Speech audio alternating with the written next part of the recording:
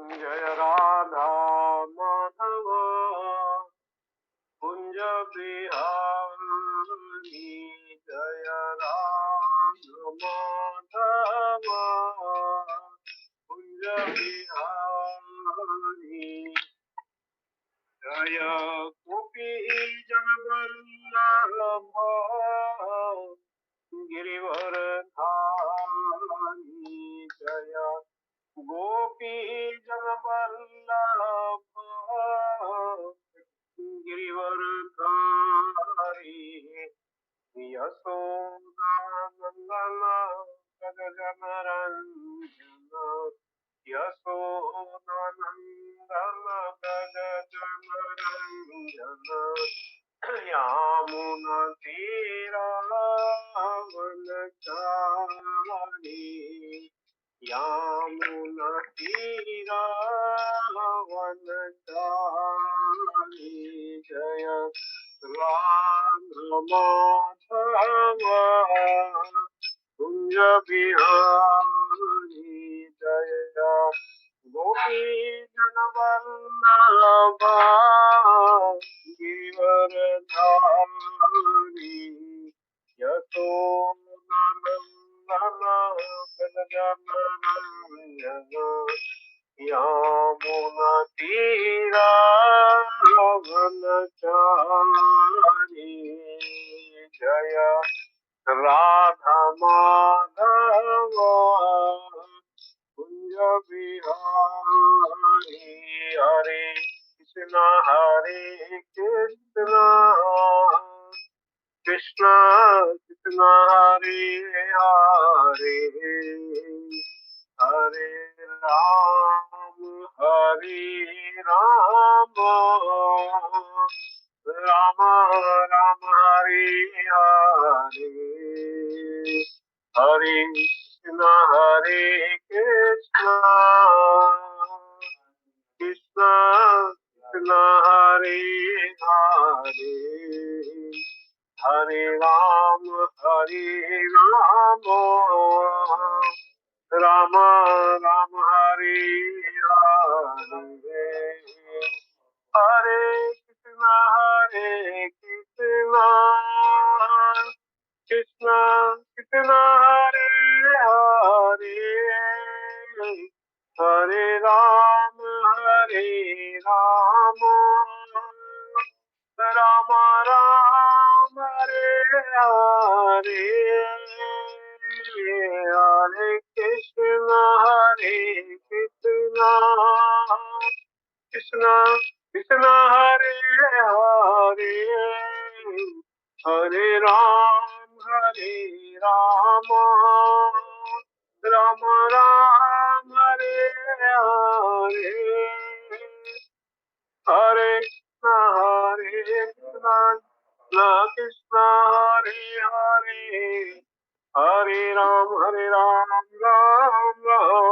हरे हरे। हरे कृष्ण कृष्ण कृष्ण हरे हरे। हरे राम राम हरे हरे। हरे कृष्ण कृष्ण कृष्ण हरे हरे। हरे राम राम राम हरे हरे। हरे कृष्ण कृष्ण कृष्ण हरे हरे। हरे राम राम राम हरे हरे। जय जय प्रभुपाद प्रभुपाद प्रभुपाद। जय जय प्रभुपाद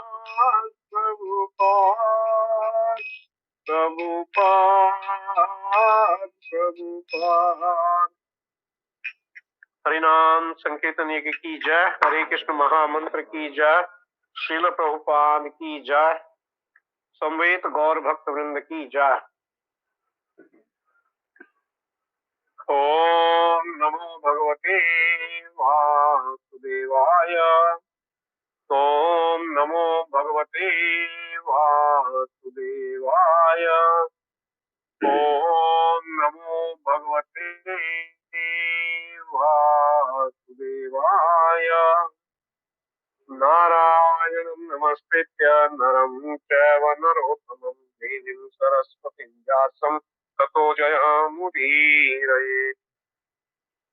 नष्टप्रायेषु अभद्रेषु नित्यं भागवत सेवया भगवती उत्तम श्लोके भक्तिर्भवति नैष्ठकी।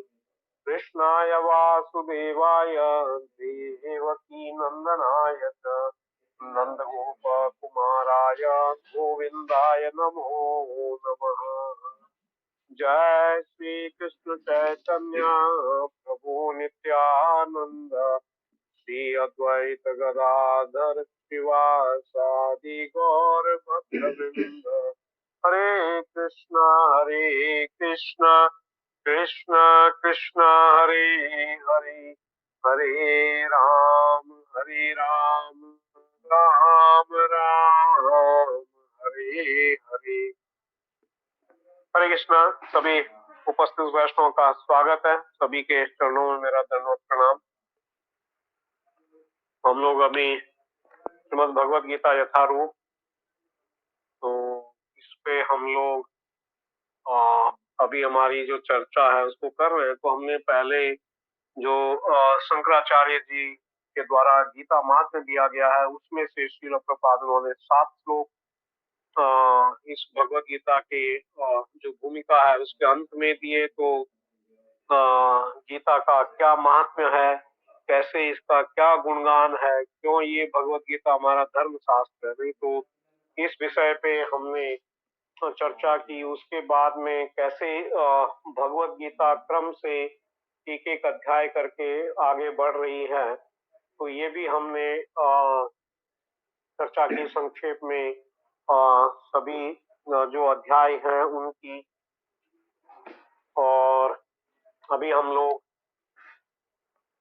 जो प्रथम अध्याय है तो भगवद गीता का जो प्रथम अध्याय है वो उसमें क्या शिक्षा है, वो क्या बता रहा है, तो इसको हम लोग समझेंगे। तो इस अध्याय पर भी हम लोग एक एक श्लोक पे आने के पहले इस अध्याय में भी क्या क्या विषय है, क्या इसमें दर्शाया जा रहा है, कैसे ये जो अध्याय है ये भगवद गीता का आधार है,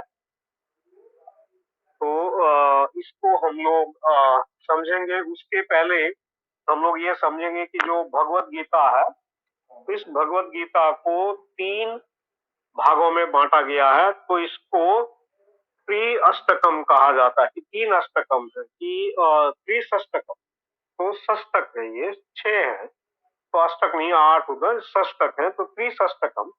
तो पहले 3 अध्याय, बीच के पहले के 6 अध्याय, बीच के 6 अध्याय और अंत के 6 अध्याय। तो इस प्रकार से 3 भागों में इसको पूरी भगवद गीता को विषय के आधार पर बांटा गया है। इसमें जो विषय है वो किस पे ज्यादा जो बल दिया जा रहा है या कौन सा विषय ज्यादा कहाँ पर बताया गया, तो उसके आधार पर इसको 3 भागों में भी विभाजित करके समझा जाता है। तो कर्म योग जो पहले के 6 अध्याय हैं उनको कर्म योग के जो विषय है उसके अधीन मानेंगे, क्योंकि उसमें कर्म योग की अधिक व्याख्या है। और जो द्वितीय षष्टकम है कि मतलब जो बीच के 6 अध्याय है 7 से 12, उसमें जो ध्यान है वो किसमें है, भक्ति योग पर है। उसमें भक्ति योग का विषय 7 से 12 श्लोक अध्याय यदि हम लोग उसको समझने का प्रयास करेंगे तो उसमें जो प्रत्यक्ष भगवान की भक्ति है, सर्वप्रथम 7वें अध्याय में भगवान स्वयं के बारे में कहते हैं कि मत्तः परतरम नान्यत् किंचित् अस्ति धनंजय। कि मेरे से ऊपर कोई और नहीं है, मत्तः परतरम नान्य न अन्य, कि कोई मेरे से ऊपर नहीं है। इस प्रकार से जो भगवान अपने बारे में बताना प्रारंभ करते हैं, तो वो बीच के 6 अध्याय है। और जो तृतीय शतकम है, जो तीसरा जो 6 है, 13 से 18 के जो अध्याय है, तो उसमें ज्ञान योग पर ध्यान केंद्रित, उसमें ज्ञान योग की चर्चा है। तो 3 भाग मात्र ध्यान का केंद्र क्या है उसके लिए किए गए हैं, नहीं कि जो पहले के 6 अध्याय हैं उसमें कर्म योग, वो उस पे पूरा ध्यान है। बीच के जो 6 अध्याय हैं उसमें भक्ति योग पर ध्यान है। अंत के जो 6 अध्याय हैं उसमें ज्ञान योग पर ध्यान है। तो आचार्य बोलते हैं कि इस भगवत गीता को भगवान ने ऐसे बता रखा है कि जैसे कोई जो अमूल्य वस्तु होती है, उस अमूल्य वस्तु को हम लोग सबसे जो सुरक्षित स्थान होता है वहां पर रखते हैं। घर में भी नहीं, जो जो सोने का आभूषण होगा या जो धन होगा, तो उसको ऐसी जगह पे रखा जाएगा कि साधारणतया यदि कोई बाहर से ऐसी कोई स्थिति हो तो कोई उसको ढूंढ ना पाए। इस प्रकार से उसको बहुत सुरक्षित रखा जाता है, क्योंकि हम उसको बहुत नहीं, हमारे लिए वो कीमती है। तो उसी प्रकार से जो भक्ति योग है वो वही जो भगवत गीता का मुख्य उद्देश्य है, तो उसको भगवान ने ऐसे सुरक्षित करके रखा हुआ कि उसके नीचे 6 अध्याय, फिर बीच में ये, और ऊपर से फिर इसको ऐसे करके 6 अध्याय ऊपर से, तो ऐसे इसको बीच में ये ज्ञान बिल्कुल सुरक्षित करके भगवान ने इसको रख के दिया हुआ है। तो यहाँ पर उदाहरण दिया कि ये 3 विषय क्या यहाँ पर महत्वपूर्ण है कि 3 भाग मात्र ध्यान का केंद्र क्या है, ध्यान किस वस्तु पर ज्यादा है, उसके आधार पर ये 3 षटकम किए गए हैं। तो ध्यान किस पे है, तो जैसे उदाहरण दिया कि एक स्त्री है तो वो पति के साथ में पत्नी है, बच्चे के साथ में वो माँ है, और अपने माता पिता के साथ उनकी पुत्री है। तो एक ही स्त्री है, लेकिन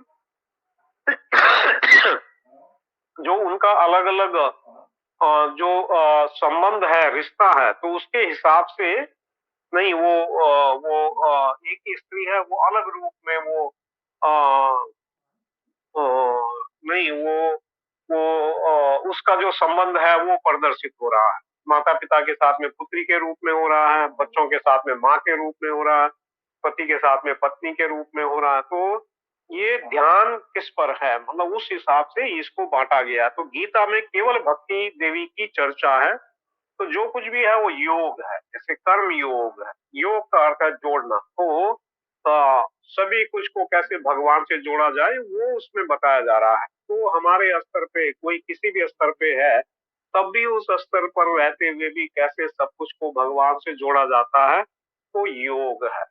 तो वो भी एक प्रकार से भक्ति है, लेकिन वो विधि लंबी है। तो चर्चा केवल गीता में भक्ति देवी की है। तो जैसे मनुष्य में बताया, तो 3 चीजें हम में रहती हैं, अंग्रेजी में उसको कहते हैं थिंकिंग, फीलिंग और विलिंग। थिंकिंग मीन्स कि हम लोग विचार करते हैं, फीलिंग मीन्स कि हम लोग कुछ अनुभूति करते हैं जीवन में, और विलिंग मीन्स कि हम लोग कुछ करना चाहते हैं। नहीं, 3 चीजें हैं। तो कर्म योग भक्ति देवी के कर्मों पर ध्यान केंद्रित करता है, जो भक्ति देवी है उनके किस प्रकार की क्रियाएं हैं उस पर ध्यान केंद्रित करता है। ज्ञान योग भक्ति देवी के विचारों पर ध्यान केंद्रित करता है कि विचार क्या होने चाहिए, तो ज्ञान का विषय है, तो वो नहीं, विचारों पर ध्यान केंद्रित है। और कर्म योग भक्ति योग एवं ज्ञान योग के मिश्रण से हम भक्ति देवी का अनुसरण करते हैं। जब ये तीनों का मिश्रण होगा तो तब भक्ति देवी की सेवा होती है।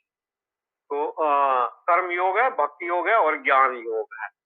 तो सीधा कर्म योग क्या है, सीधा कर्म योग है भगवान की सेवा, श्रवण कीर्तन करना। तो सेवा के क्रम से कर्म से जुड़ना, नहीं कि सेवा करके भगवान से जुड़ना, तो ये सीधा कर्म योग है, ये सीधा। और अप्रत्यक्ष क्या है कि धर्म के कर्म से भगवान से जुड़ रहे हैं, तो ये धर्म करके ऐसा करके फिर भगवान से जुड़ना चाहते हैं। लेकिन जो सीधा कर्म योग है वो नहीं है। सुबह उठ के भगवान के नाम का जप करना, भगवान की आरती करना, भगवान को भोग अर्पित करना, भगवान के वैष्णवों की सेवा करना मंदिर में, तो ये प्रत्यक्ष है, ये प्रत्यक्ष सेवा है। अप्रत्यक्ष है कि हम लोग कुछ धर्म के नियमों का पालन कर रहे हैं और उसका उद्देश्य है भगवान के समीप जाना, तो ये अप्रत्यक्ष है। तो इसमें भगवान की समझ भी रहती है, इसमें सेवा नहीं समझ पाते, नहीं उससे सेवा नहीं होती है। कर्मी लोग हैं वो, नहीं भगवान की सेवा करनी चाहिए, कैसे करनी चाहिए, वो भावना अंदर से कि नहीं मुझे कुछ भगवान के लिए कुछ करना है, मुझे भगवान की सेवा करनी है। नहीं 5 मिनट के लिए खाली बैठे तो ऐसा लगना चाहिए कि मैं खाली क्यों बैठा हुआ हूँ, कि मैं क्यों भगवान के लिए कुछ क्यों नहीं कर रहा हूँ। नहीं या तो मैं श्रवण करूं, या तो मैं कुछ पठन करूं, या मैं कोई और सेवा करूं, तो ऐसा नहीं है। ये जो जीवन है ये इसका एक एक क्षण चाणक्य पंडित वो कहते हैं कि ये सोने के करोड़ों सिक्कों से भी नहीं खरीदा जा सकता है, जो क्षण एक बार चला गया। तो इसको हमको नहीं मूल्य देना है। तो ये भगवान भक्ति एवं उनसे हमारा संबंध समझना, और अप्रत्यक्ष ये प्रत्यक्ष है कि प्रत्यक्ष ज्ञान योग है कि भगवान भक्ति एवं उनसे हमारा संबंध समझना। नहीं ये प्रत्यक्ष ये वास्तविक ज्ञान है। नहीं जैसे भगवान कहते हैं 10वें अध्याय का जो 24 श्लोकी भगवत गीता है, उसमें भगवान कहते हैं कि ददामि बुद्धि योगम तम येन मामो उपयान्ति, कि जिससे कि आप मेरे पास में आ सको, तो वो ददामि बुद्धि योगम, ऐसा बुद्धि योग मैं देता हूँ। इसी प्रकार से उपनिषद ने बताया कि तद विज्ञानार्थम स गुरुम युवाभिगच्छे। तो इस प्रकार से यहाँ पर ये बताया कि अप्रत्यक्ष है कि आत्मा एवं शरीर में अंतर, प्रत्यक्ष है कि जो प्रत्यक्ष ज्ञान योग है कि भगवान भक्ति एवं उनसे हमारा जो संबंध है, ये प्रत्यक्ष ज्ञान है। अप्रत्यक्ष ज्ञान है कि आत्मा एवं शरीर में अंतर समझना, इसमें भगवान की भी समझ रहती है, इसमें सेवा नहीं रहती है। तो श्रील प्रभुपाद उन्होंने इस प्रकार से जो ये भगवत गीता की है, तो उन्होंने पूर्वत जो आचार्य हैं उन पूर्वत आचार्यों की टीका से ही श्रील प्रभुपाद ने अपने तात्पर्य दिए हैं। तो ये जो प्रथम अध्याय है, तो जो संस्कृत में जो भगवत गीता है, श्रील प्रभुपाद ने प्रथम अध्याय है अपनी भगवत गीता में इसको दिया है कुरुक्षेत्र के युद्ध स्थल में सैन्य निरीक्षण। ये श्रील प्रभुपाद ने इसको तात्पर्य दिया हुआ है, क्योंकि ये पहले भक्ति विनोद ठाकुर महाशय उन्होंने ये शीर्षक दिया हुआ है इस अध्याय का। द्वितीय अध्याय का शीर्षक भक्ति विनोद ठाकुर महाशय उन्होंने गीता सार दिया, तो श्रील प्रभुपाद ने भी अपने जो भगवत गीता की टीका लिखी है उस पे उन्होंने भी द्वितीय अध्याय को गीता सार कहा। लेकिन जो संस्कृत में बाकी हम लोग भगवत गीता को देखेंगे, तो उसमें जो प्रथम अध्याय है उसका नाम है अर्जुन विषाद योग, अर्जुन विषाद योग या विषाद योग। तो इसमें दो लोग विषाद कर रहे हैं, विषाद मीन कि शोक, तो दो लोग शोक कर रहे हैं, एक है दुर्योधन और एक है अर्जुन। नहीं तो ये विशेष रूप से ये पूरा जो युद्ध है, तो ये इन दो जो योद्धा हैं इनके बीच में है। तो दुर्योधन का हृदय कठोर है, उसमें स्वार्थ है, कूटनीति है। तो उसका जो शोक है वो किसके कारण है, क्योंकि उसके अंदर में ये सारे जो अनर्थ हैं कि हृदय उसका कठोर है, स्वार्थ है, कूटनीति है। वो अर्जुन युधिष्ठिर भीम को देखकर डर गया, तो भय से शोक आ गया।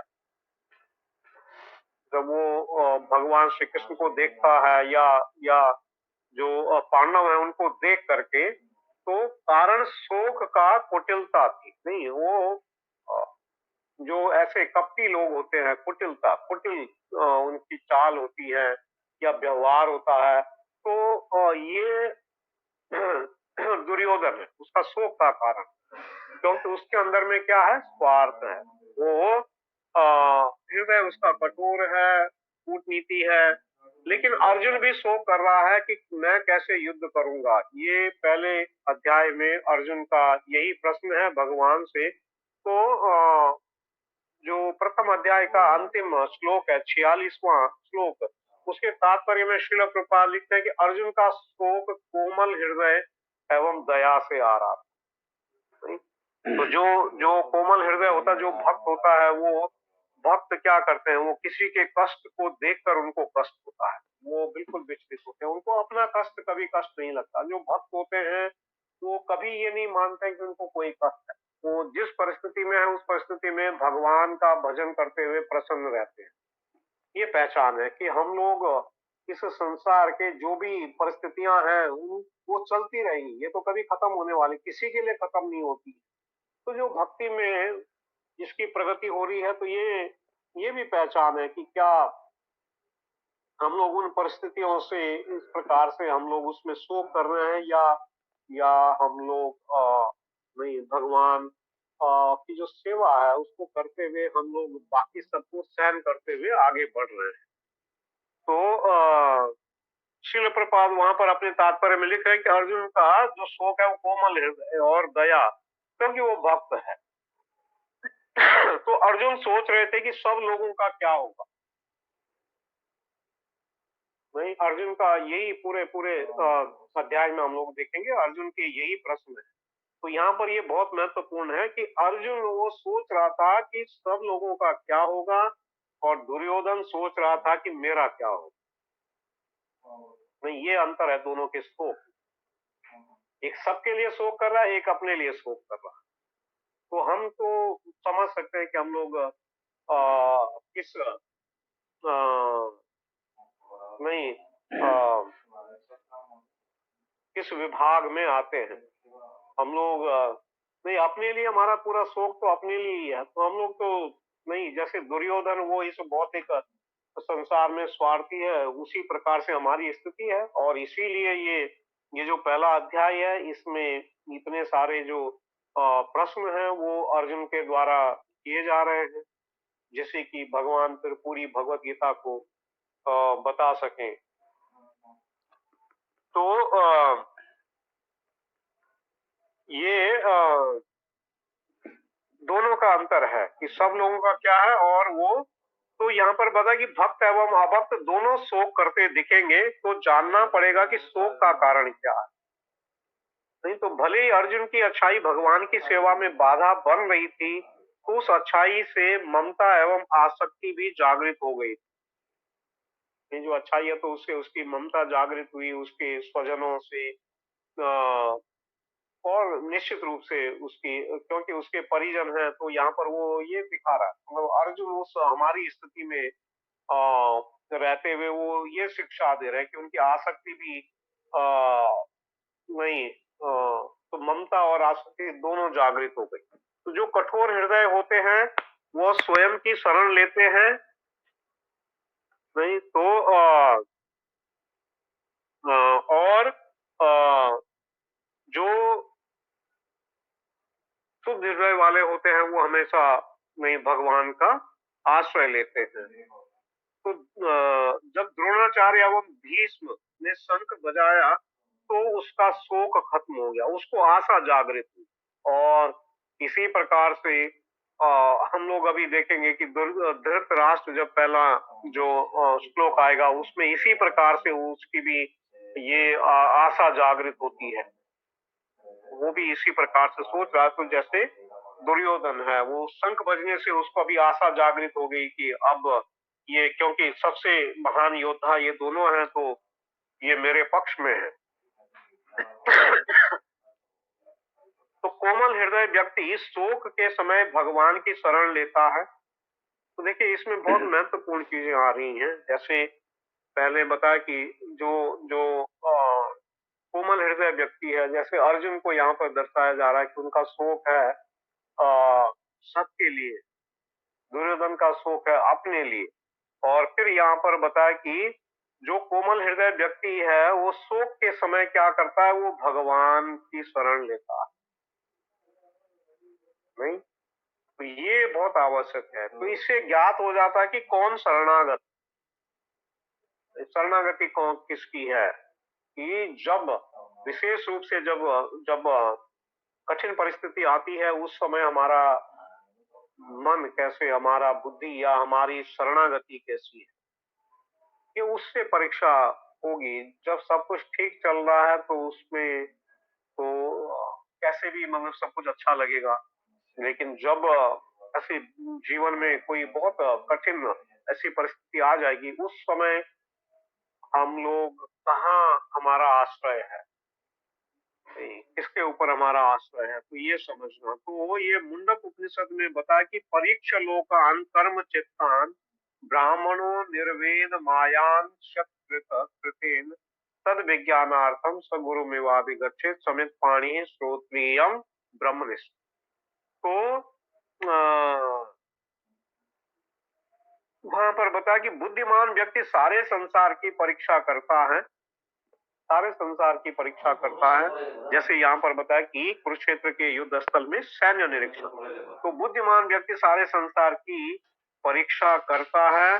अर्जुन आसक्ति की दृष्टि ही नहीं, धर्म की दृष्टि से भी देख रहा है कि कौन कौन युद्ध में खड़े हैं। नहीं, वो इसीलिए वो भीष्म नहीं, भगवान श्री कृष्ण उनको कहते हैं, भगवान उनके साथ ही है कि मेरा जो रथ है वो दोनों सेनाओं के बीच में लेके चलो। और भगवान जानते थे, तो भगवान ने क्या किया, सीधा जहां पर भीष्म पितामह थे उनके समक्ष लेके, और जब उन्होंने देखा कि ये तो मेरे पितामह हैं या यहाँ पर गुरु द्रोण है, तो जो जो स्थिति अर्जुन की वहां पर हुई, तो वही वहीं से ये पूरा आरंभ है इस भगवत गीता का। तो वो किस प्रकार का भाव उनको जागृत हुआ, हम लोग भी देख सकते हैं कि जब ऐसी कोई स्थिति आ जाए जहां पर हमारे परिवार के ऐसे कोई प्रियजन हो, तो हम लोग उस समय क्या सोचेंगे। तो अर्जुन एवं दुर्योधन के सैन्य निरीक्षण अलग है। भक्त देखता है कि सभी अपने कर्मों के कारण फंसे हुए हैं, नहीं, वो देखता है कि वो किसी आ, नहीं, द्वेष नहीं, वो प्रेम के कारण ऐसा देख पाता है और वो सबका कष्ट देख पाता है। निर्वेद माया कि भक्त यह भी जानता है कि उसके दुखों को हटाने का उपाय उसके पास नहीं है। जो भी व्यक्ति दुख में है वो इसीलिए दुख में है क्योंकि वो हटा नहीं पा रहा है, नहीं तो वो क्यों दुख में रहे। तो ये सबसे पहले हमको समझना चाहिए कि यदि हमारी क्षमता होती तो हमको कभी भी जीवन में कष्ट क्यों आता। इसका अर्थ है कि हम लोग अपने कष्ट को स्वयं उसका निवारण हम लोग नहीं कर सकते हैं। यदि ये हम लोग समझ जाएं तो शायद हम लोग थोड़ा सा नहीं, भगवान की जो शरणागति है उस दिशा में आगे थोड़ा प्रयास कर सकते हैं। तो अन्यथा इस संसार में क्यों क्यों इतने दुख भरे हुए हैं।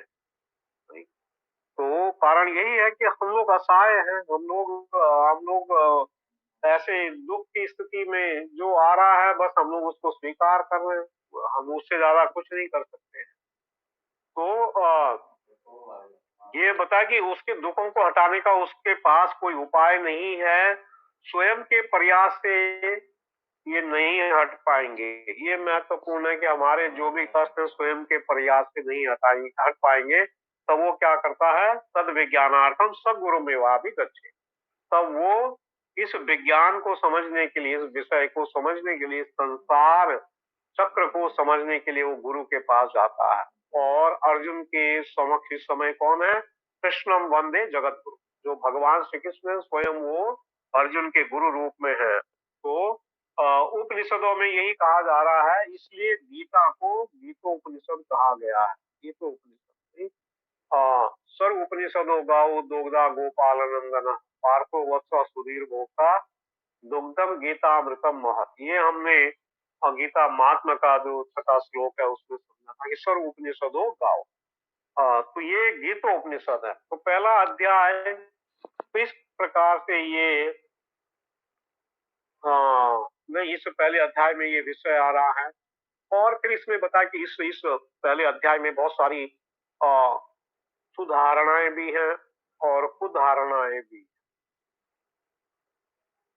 तो बिना प्रथम अध्याय को समझे गीता में क्या चल रहा है उसे नहीं समझ सकते। बहुत महत्वपूर्ण है क्योंकि ये आधार है। ये पहले अध्याय के कारण ही, पहले अध्याय में अर्जुन की क्या स्थिति है उसके आधार पर ही पूरी भगवत गीता आगे बढ़ रही है। बाकी के सारे अध्याय उसके आधार पे बढ़ रहे हैं। तो यहाँ पर ये बताया कि प्रथम अध्याय को समझे बिना कि इसमें क्या चल रहा है हम लोग आगे नहीं बढ़ सकते, हम लोग नहीं समझ सकते।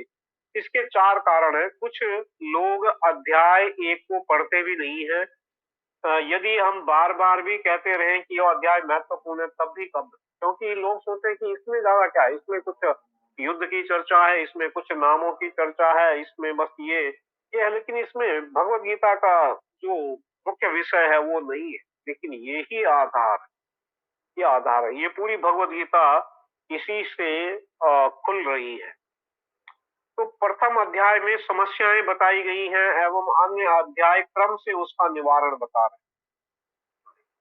हैं। एक बार ये जो पहला अध्याय है जितना भी अर्जुन ने कहा तो उस आधार पर वो भगवत गीता वो क्रम से इसके अध्याय आगे बढ़ रहे हैं। तो इस अध्याय में 2 तरह की धारणाएं हैं, एक उदाहरणा है, एक सुधारणा। तो जो सत्य धारणाएं हैं आगे के अध्यायों में उसके ऊपर की सत्य धारणाओं को बताया गया है। तो ये आगे अध्याय में वो आएगा। एवं जीवन में कभी कभी उच्च सत्य ग्रहण करना पड़ता है नीचे स्तर के सत्य को त्याग कर। तो ये भी है क्योंकि अर्जुन के जो प्रश्न आएंगे तो इस प्रकार से प्रश्न होंगे और हमको लगेगा कि ऐसी परिस्थिति में अर्जुन जो प्रश्न पूछ रहा है तो वो बिल्कुल तर्क संगत है। कैसे कोई उनके जो परिजन हैं उनके साथ में कोई युद्ध कर सकता है। तो ये जो धारणा है तो आगे के अध्याय उसके ऊपर की, तो ये एक निम्न स्तर की धारणा है। लेकिन जो भगवत गीता है वो उसके जो जो धारणाएं हैं, परम धारणा क्या है उसको भगवत गीता बता रही है। तो ये परिस्थिति हम सबके साथ में है कि हमारे इस संसार में जो भी हमारा एक यहाँ पर जिस भी बद्ध अवस्था में हम लोग हैं तो ये हमारा नहीं यहाँ पर नैतिक स्तर या जो कुछ भी है वो स्तर है। लेकिन जो भगवत गीता है वो उसके ऊपर के स्तर के विषय की चर्चा करती है। तो यदि ये अध्याय नहीं पढ़ा तो गीता में समझ नहीं आएगा कि क्या चल रहा है। अन्यथा लोग कहते हैं कि इसमें कर्म करो फल की चिंता मत करो। ये 2 अध्याय में श्लोक 47 है, उसमें श्लोक तो आता कि कर्मण्य व अधिकार अस्ते न अधिकार अस्ते, कि आपका कर्म पे अधिकार है, आपका फल पे अधिकार नहीं है। लेकिन लोग कहते हैं कि कर्म करो फल की चिंता मत करो। भगवत गीता में तो कहीं लिखा नहीं है, लेकिन जिस किसी से भी आप सुनोगे तो वो ऐसे ही कहेगा। तो कुछ लोगों ने ऐसे कुछ गीता उपदेश के नाम पे कुछ चीजें लिख दी, जो हुआ अच्छा हुआ, जो होगा अच्छा होगा। नहीं, जो हुआ अच्छा हुआ मीन्स कि नहीं, किसी के घर में किसी की मृत्यु हो जाती है किसी प्रियजन की और वो कहेगा जो हुआ वो अच्छा हुआ, या जो होगा वो अच्छा होगा। ये कहाँ भगवान ने लिखा है। लेकिन लोग इस प्रकार से उन्होंने गीता को तोड़ मरोड़ दिया। तो इसलिए ये जो अध्याय है तो ये अध्याय समझना हमारे लिए महत्वपूर्ण है। अन्यथा भगवत गीता में आगे जो विषय है वो हमको नहीं समझ में आएंगे। तो इस अध्याय में एक समस्या या एक उदाहरणा एवं 2 सुधारणाएं बताई गई। तो समस्या क्या है यहाँ पर बता कि जो अध्याय 18 है अंतिम अध्याय है वो निर्णय दे रहा है, नहीं उसमें निर्णय बताया गया है। और अन्य जो अध्याय है इसके आगे के अन्य जो अध्याय है वो उपाय बता रहे। उपाय क्या है। और 18वां अध्याय वो निर्णय दे रहा है। और तो यहाँ पर बताए कि एक समस्या, तो समस्या क्या है? स्वार्थ।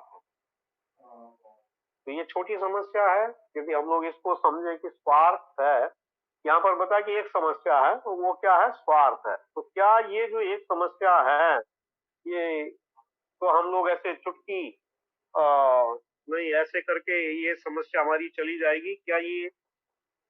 ये ऐसी समस्या है, ये जो स्वार्थ है समस्या है, लेकिन कितनी बड़ी समस्या है। वो अर्जुन में स्वार्थ आ गया। स्वार्थ क्या है? न दूसरों के बारे में सोचना, न भगवान के बारे में सोचना। जैसे किसी की मृत्यु पर नहीं उसके घर में कहेंगे कि अब मेरा क्या होगा, तो अर्जुन भी अपने संबंधियों की मृत्यु का विचार कर ऐसे ही सोच रहा है कि फिर मैं अकेले क्या करूं।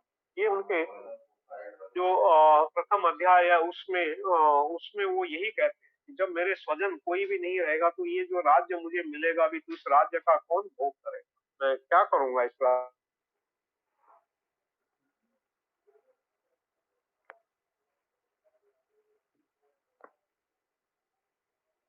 कोई भी हमारे जो परिजन है वो सोचेंगे कि नहीं, वो अपने बारे में विचार करें कि अब क्या होगा। वो आगे की बात वो सोच के, बस यही होता है। जैसे वही कभी किसी परिवार में यदि कोई ऐसा कोई व्यक्ति जिसके ऊपर में पूरी जिम्मेदारी हो, और यदि उसके साथ में ऐसी कोई घटना हो जाती है, तो आगे जाके सबसे पहले यही विचार रहेगा नहीं कि परिवार का आगे का जो अभी कैसे वो आगे उनका जीवन व्यापन होगा। तो अर्जुन भी अपने संबंधियों की मृत्यु का विचार कर ऐसे ही सोच रहे हैं कि अब मैं अकेले क्या करूंगा। उसकी मुख्य समस्या है धार्मिक स्वार्थ। नहीं, अर्जुन धर्म से अधिक एवं कृष्ण से कम आसक्त। तो ये आ, देखिए, ये बहुत बारीक चीजें हैं। वही हमको लग सकता है कि धार्मिक व्यक्ति तो अच्छी बात है, कोई धार्मिक है, लेकिन धर्म का अर्थ क्या है वास्तव में? धर्म का मतलब क्या है? इसमें यही है कि हमारी यदि भगवान से कोई आसक्ति नहीं हो रही तो कैसा वो धर्म?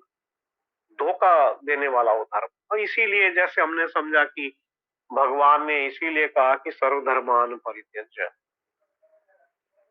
धर्म प्रोजित कहता वो अत्र परमो निर्मत सराणाम सता, निर्मत सराणाम सता। और धर्म प्रोजित कहता वो धर्म। तो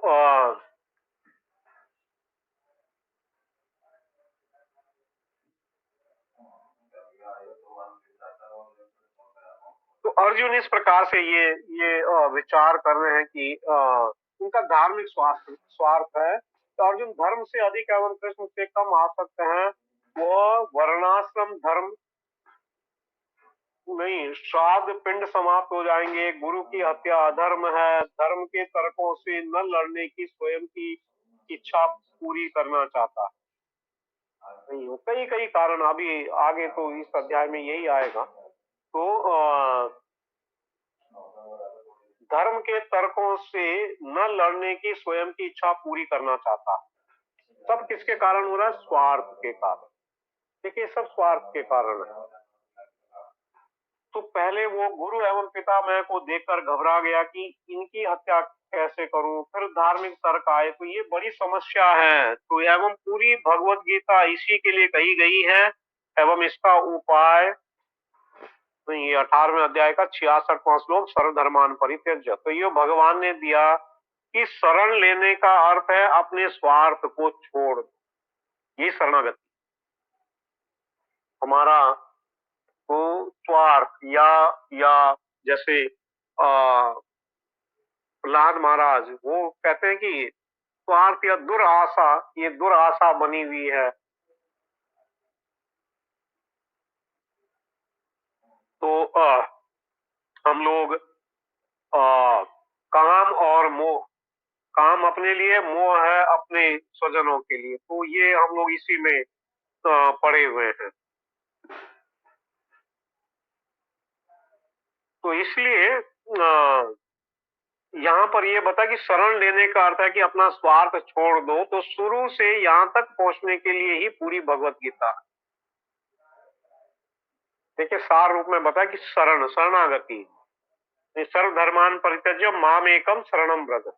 तो जहां पर अर्जुन शुरू कर रहे हैं वहां से, और ये भगवान का ये कहना हमारे लिए कि अपना स्वार्थ छोड़कर और मेरी शरण में आ जा, तो ये यहाँ पर समस्या है। और सुधारणा बताए कि साधारण सत्य की लौकिक धर्म, लोग मर जाएंगे, करोड़ों लोगों को क्या क्यों मारे, ये अर्जुन के प्रश्न आएंगे। नहीं कि लौकिक धर्म है, लोग नहीं, लौकिक धर्म क्या है, जो लोग का, जो इस संसार का तथाकथित धर्म है कि लोग मर जाएंगे, करोड़ों लोगों को क्यों मारे, इससे अच्छा तो मैं भीख मांगकर रह लूंगा, फिर वर्णाश्रम धर्म खराब हो जाएगा, वरुण शंकर उत्पन्न होंगे, जो संतानें हैं वो अवैध होंगी, ये सारे प्रश्न, उनके स्त्रियां दूषित हो जाएंगी, फिर वो कहेंगे पिंड देने वाला कोई नहीं होगा, एवं आज तक जो पहले नहीं हुआ वो भी होगा।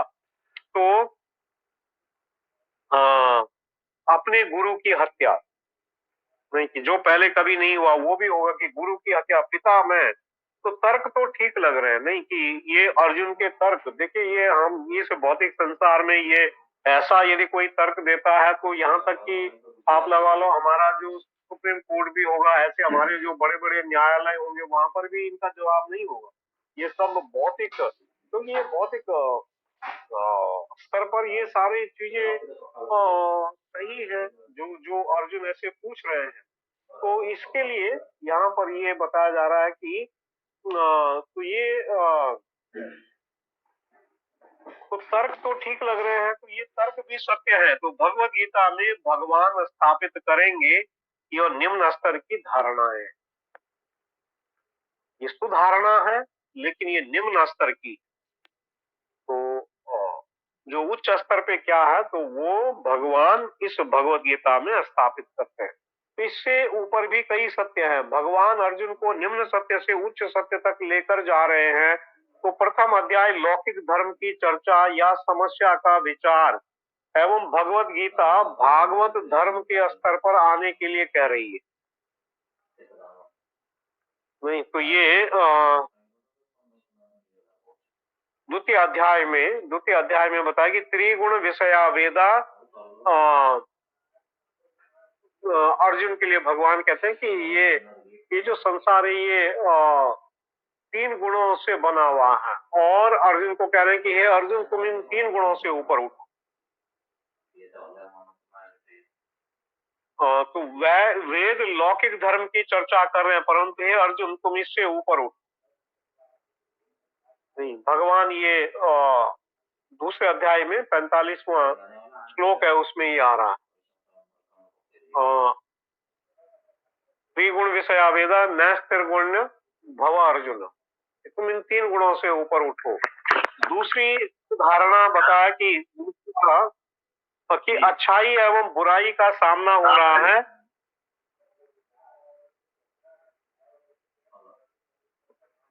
कि यहाँ पर अच्छाई एवं बुराई का सामना हो रहा है एवं जीत अच्छाई की होती है। परंतु भगवान कह रहे हैं कि अर्जुन इससे ऊपर उठो, संसार की अच्छाई बुराई जटिल है, अर्जुन बुराई को अच्छाई समझ रहा है। नहीं, ये समस्या है इस संसार में, अर्जुन है वो बुराई है उसको अच्छाई समझ रहा है। इस स्थिति में लड़ना अच्छा है परंतु वो नहीं लड़ना चाहता। तो भगवान कह रहे हैं कि अर्जुन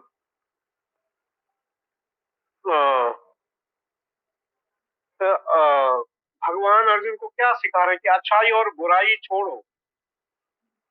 नहीं तो अच्छाई भी यदि बुराई के साथ है उसकी भी जीत नहीं हो। और ये हम लोग देखेंगे भीष्म पिता में, वो महाजन है लेकिन वो दुर्योधन के साथ में थे तो उनकी भी जीत नहीं हुई।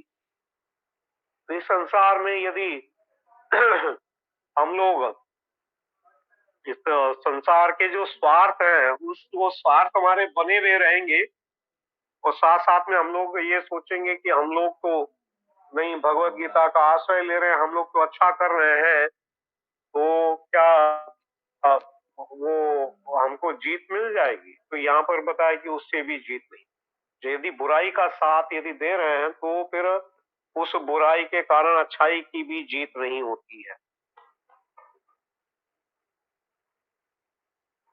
और फिर यहाँ पर ये तो सुधारणाएं है, कुधारणा है कि झूठी धारणा है कि दुर्योधन इत्यादि सोच रहे थे कि जीत हमारी हो। नहीं, ये पहले अध्याय में श्लोक 9 उसमें उसमें दुर्योधन कहता है कि ये सारे जो राजा हैं ये मेरे लिए अपने प्राण त्यागने के लिए तैयार है।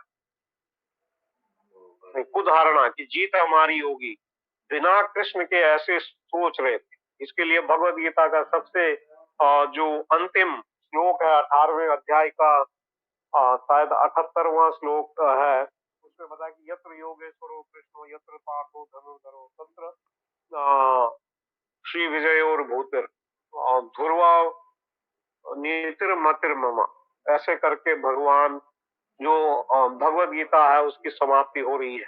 यत्र योगेश्वरो कृष्णो यत्र पार्थो धनुर्धरो तत्र श्री, वहीं पे शुभ भी है, विजय भी वहीं पर है। तो कुधारणा है, जो दुर्योधन सोच रहा है कि जीत हमारी होगी, तो बिना कृष्ण के ऐसा सोच रहा है। वो क्या सोच रहा है कि भीष्मम भिरक्षति, कि हम लोगों की रक्षा भीष्म कर रहे हैं, क्योंकि उस समय पूरे पूरे जो ये युद्ध था उसमें सबसे जो शक्तिशाली योद्धा थे वो भीष्म पितामह है। तो जिसके पक्ष में भगवान है उसकी हार नहीं हो सकती, ये भगवद गीता का संदेश है। जीत किसकी होगी? जहां पर यत्र योगेश्वरो कृष्णो यत्र पार्थो धनुर्धरो, जहां पे भगवान और उनके भक्त होंगे जीत उनकी हो, वहीं पे जीत होगी जहां पर भगवान हो। तो यदि अर्जुन के पास सेना भी नहीं होती तब भी वो जीत जाता। तो गीता में धीरे धीरे इस कुधारणा को काटा गया। ये तो कुधारणा है दुर्योधन की, तो इसको नहीं, गीता इस प्रकार से आगे बढ़ रही है कि इसको इसको काटा जा रहा है।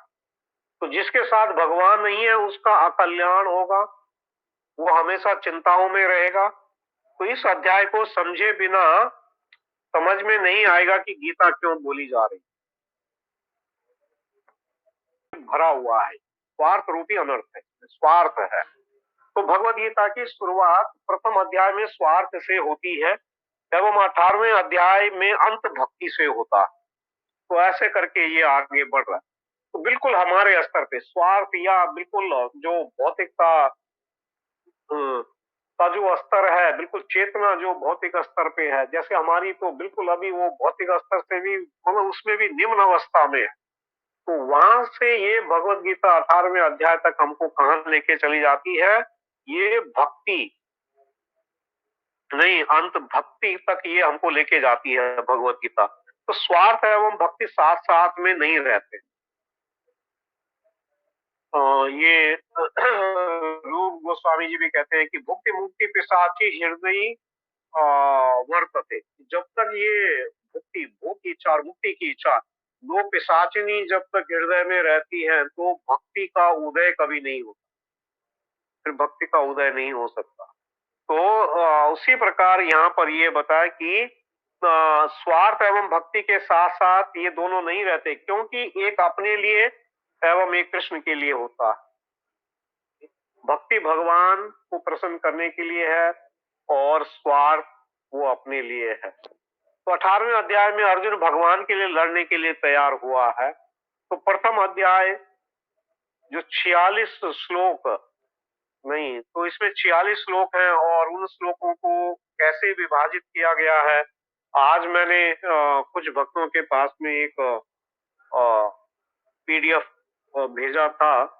तो उसमें हाँ, सभी जो अध्याय हैं भगवत गीता के 18 अध्याय, उन 18 अध्यायों में कौन कौन से श्लोक में क्या विषय आ रहा है वो उसमें लिख के मैंने बनाया था और वो दिया। तो मैं आशा करता हूँ कि यदि आप लोगों का कोई ग्रुप होगा, जैसे कुछ सुविधा होगी, तो सब लोग उसको अपने पास में रख सकते हैं। ये आपको जब अपना स्वाध्याय भी करेंगे, आप भगवत गीता को पढ़ेंगे, तो आप भगवत गीता जहाँ कहीं पे भी पढ़ रहे हैं वहां पर आप उसको देखेंगे कि यहाँ पर विषय क्या चल रहा है, तो तुरंत आपको ये ज्ञात हो जाएगा कि हाँ ये विषय ऐसे चल रहा है, क्योंकि यहाँ पर यही बताया जा रहा है।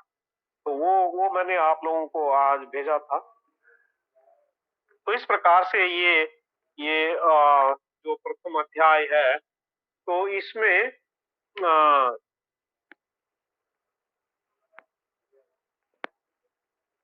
अर्जुन वो एक साधु पुरुष हैं, उनमें सारे अच्छे गुण थे, उनमें करुणा था, अ, नहीं उनमें पाप का डर, ये सब कारण उन्होंने बताए हैं। युद्ध नहीं करने के कारण ये आएंगे। उन्होंने करुणा एक कारण बताया कि करुणा, उन्होंने कहा कि नहीं अपने सुख के लिए हम लोग क्यों किसी को इतने लोगों को मारे। फिर उनको उन्होंने कहा कि उसमें वो पाप लगेगा, पाप का डर था, परिवार का विनाश होगा। फिर वो उन्होंने ये भी कहा कि मैं कुछ निर्णय नहीं ले पा रहा हूँ। तो ये सारे कारण उन्होंने 5 कारण न लड़ने के इस अध्याय में अर्जुन बताते हैं। ये सब धर्म के कारण है। तो श्लोक 35 में श्रील प्रभुपाद लिख रहे हैं कि अर्जुन कारण तो धर्म के बता रहे हैं, क्योंकि उसमें स्वार्थ आ गया था। तो श्रील प्रभुपाद लिख रहे हैं कि सब अपने में रुचि रखते हैं। ये शिक्षा है कि सब अपने में रुचि रखते हैं, तो भगवान में रुचि नहीं रखते। ये स्वार्थ है। श्रील प्रभुपाद लिख रहे हैं कि कोई अपना असली स्वार्थ नहीं जानता है। असली स्वार्थ है भगवान के लिए अपना स्वार्थ छोड़ना। भगवान के लिए अपना स्वार्थ छोड़ना, ये असली स्वार्थ, ये हमारा स्वार्थ होना चाहिए।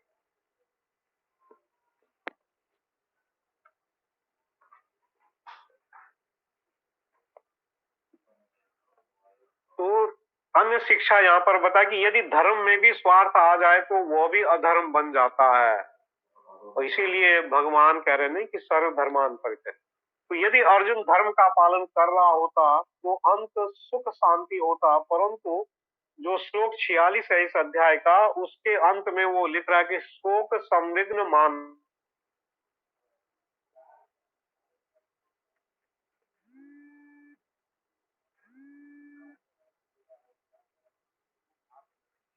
क्योंकि उसका कैसे ज्ञात होगा, क्योंकि वो शोक में। तो श्रील प्रभुपाद जो पहले अध्याय उसका 30वां श्लोक है, उसमें लिख रहे हैं कि अर्जुन में स्वार्थ कृष्ण की इच्छा से आ गया था एवं वो अपने स्वार्थ के प्रति अज्ञानता दिखा रहा है। तो क्योंकि वो भगवान के पार्षद हैं, तो वो भगवान की लीला भगवान अपने भक्तों के साथ ही करते हैं। तो इसके लिए वो अर्जुन को उन्होंने माध्यम बनाया। तो यहाँ पर ये बता कि ये जो पहला अध्याय है, इसमें विशेष रूप से 6 सिद्धांत इसमें दिए गए।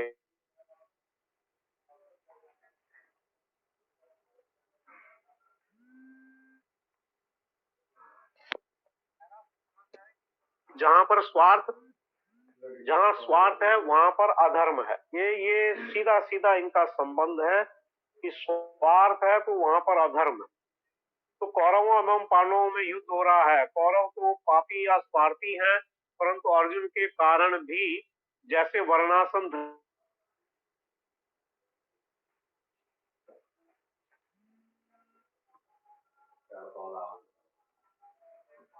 का भय भी है, इसलिए अर्जुन का धर्म भी अधर्म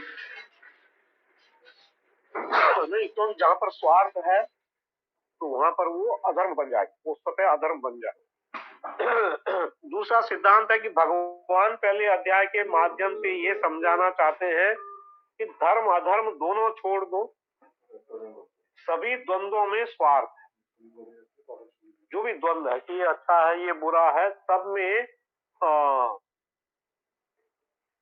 नहीं जो अधर्म है।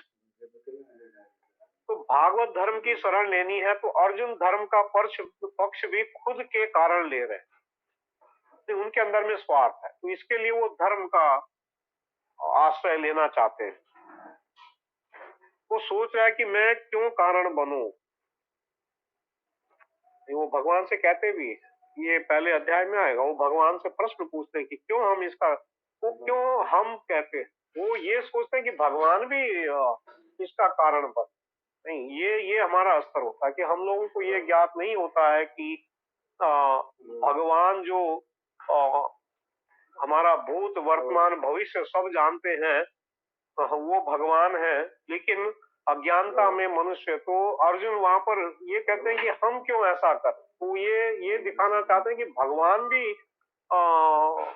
इस प्रकार के जो अधर्म का कार्य उसमें युक्त हो रहे हैं। ये स्थिति रहती है अज्ञानता में जीव।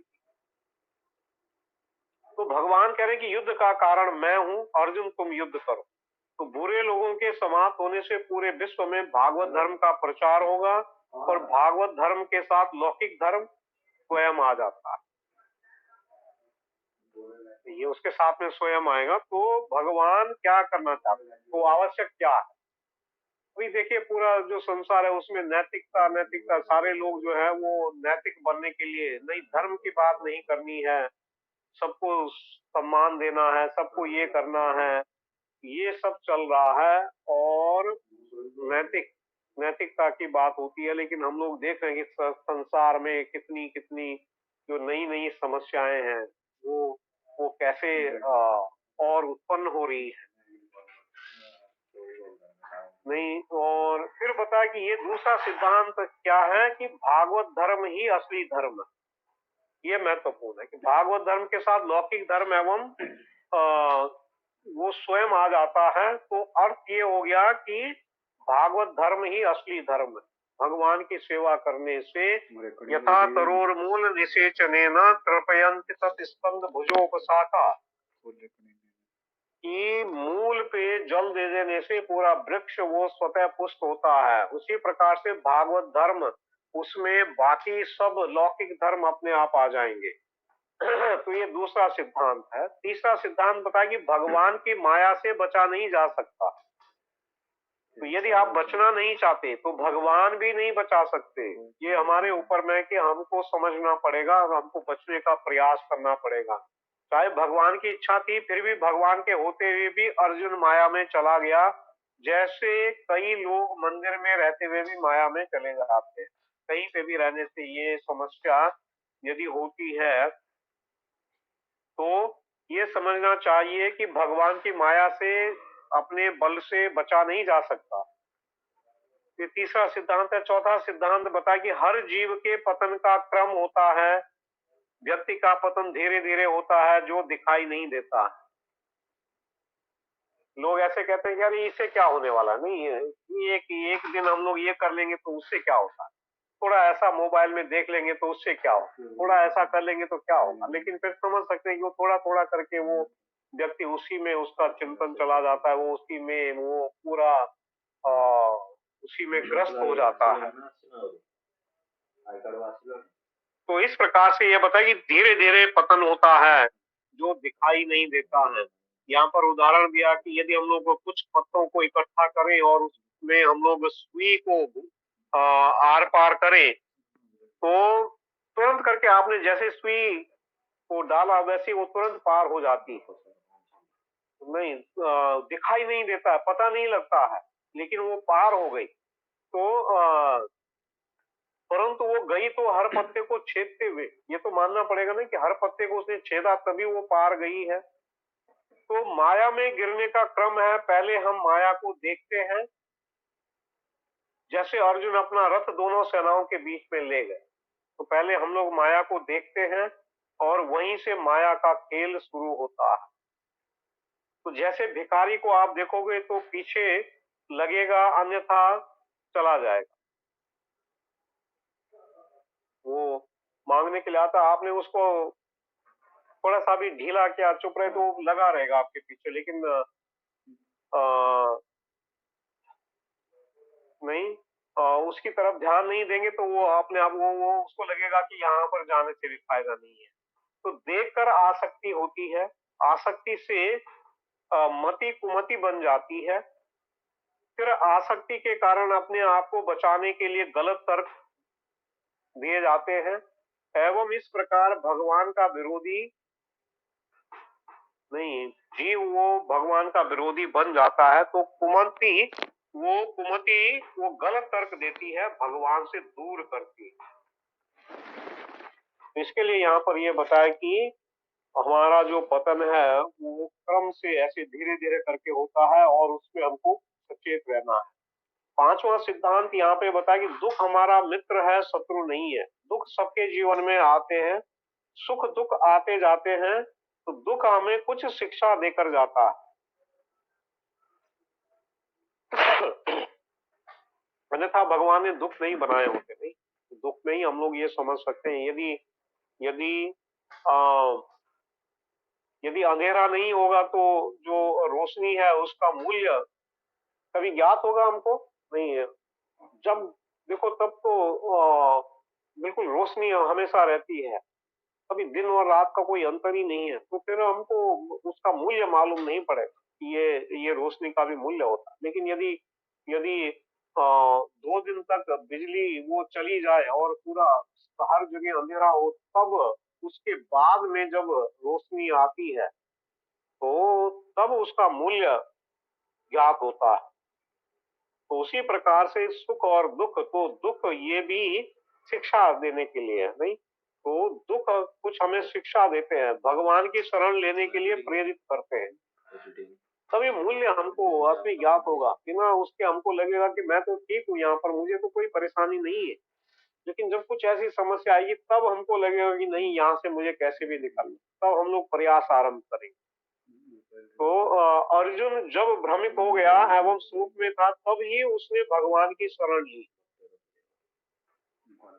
नहीं तो ये दूसरे अध्याय के 7वें श्लोक में आएगा, उसमें अर्जुन कहते हैं कि शिष्यस्ते अंसादिमाम त्वाम प्रपन्न कार्पण्य दोषो उपहत स्वभाव। इस प्रकार से वो कहते हैं कि मैं अपनी कृपण दुर्बलता के कारण अभी मैं अपना मेरे लिए क्या श्रेयस्कर है मैं उसको भी नहीं समझ पा रहा हूँ। तो दुख के कारण व्यक्ति अपना मुंह भगवान की ओर मोड़ता है। और छठवां सिद्धांत है कि हर दुख का कारण हम स्वयं हैं, कि हम ही माया को देखना आरंभ करते हैं। जैसे अर्जुन ने जब देखना चाहा या देखा तो वो स्वयं दुख का कारण है, एवं इसी दुख को हटाने के लिए हम अलग अलग प्रयास करते रहते हैं भगवान की भक्ति छोड़। जैसे नैतिकता अपनाना, परंतु नैतिकता से कष्ट समाप्त नहीं होते। दुख का कारण हमारा भ्रम है कि हम भगवान के बिना भी खुश रह लें। भ्रम में रहते हुए हमको ऐसा लगता है कि हम लोग भगवान से दूर रह के भी खुश रहेंगे, तो हमारी स्थिति भी वैसी होती है जैसे जो मछली बिना पानी के, यदि उसको हम लोग देख सकते हैं कि वो कैसे तड़पती है, वैसे हमारी स्थिति है।